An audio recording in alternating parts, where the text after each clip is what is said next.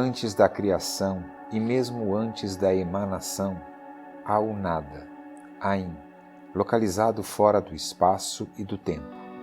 Para as nossas referências existenciais, ele corresponde a uma inexistência, a um não ser. No entanto, é esse nada que origina a emanação, a criação, a vida, a inteligência.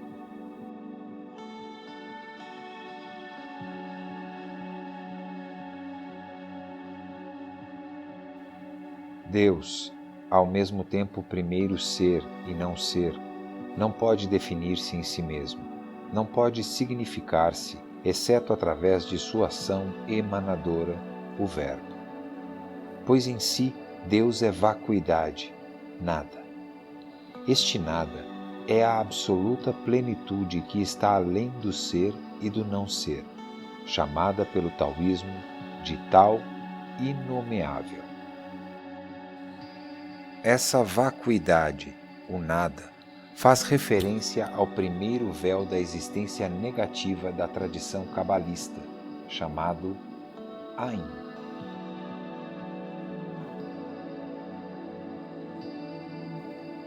Esse primeiro véu corresponde ao retiro divino, que permitirá o surgimento de um vazio criador. Este zero absoluto pode ser apreendido através do primeiro princípio ativo, o Verbo.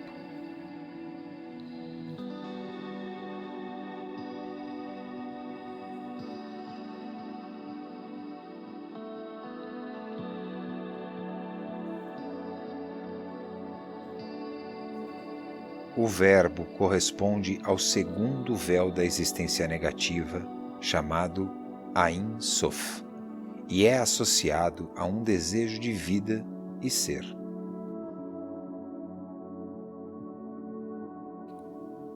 Esse desejo de vida pede, por sua vez, um atributo ou objeto de emanação que lhe permita revestir-se e tornar-se reconhecível para si mesmo.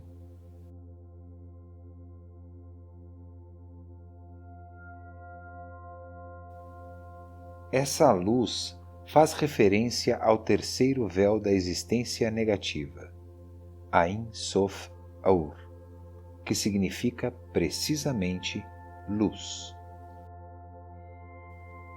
É preciso destacar, escreverá Patrick Poe em Os Diferentes Níveis de Realidade, que como trata-se de um campo incriado que precede a manifestação divina, a palavra luz refere-se à luz original, que é a primeira resistência à primeira atividade do Verbo, de maneira que ela ao mesmo tempo vela e revela a divindade.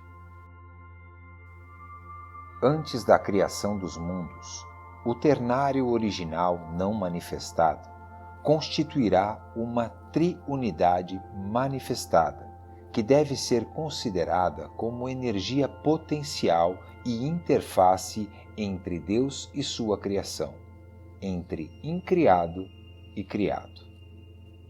Esse primeiro nível manifestado, o primeiro dos 4 mundos criados a partir da emanação do Uno, do caos, do nada, o Ain na Cabala, pode ser compreendido no taoísmo como a unidade, o grande Tao, o primeiro ativo, o Yang original, e o primeiro passivo, o Yin original.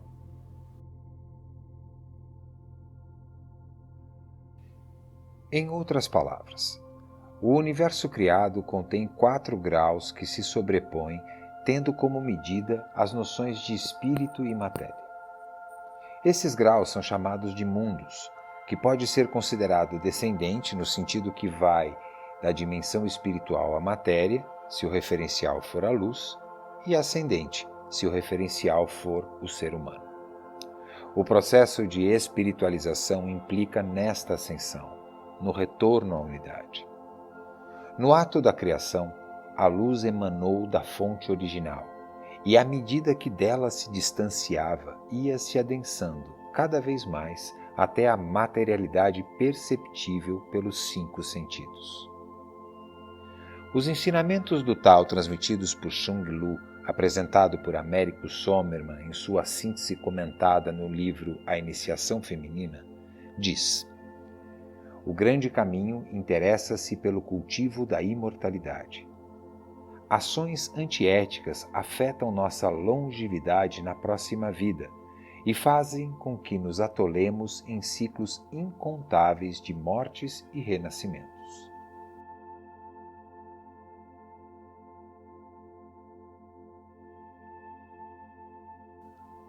Um ser só yin é um fantasma. Um ser só yang é imortal. O ser humano é metade yin e metade yang. Então pode tornar-se fantasma ou imortal. A primeira meta do grande caminho é tornar-se um imortal espiritual. E há 5 classes de imortais: fantasmas, humanos, terrestres, espirituais e celestiais. Os imortais espirituais são aqueles que terminaram a obra em vermelho, a via unitiva da mística cristã, e que têm por missão ensinar o caminho do Tao à humanidade.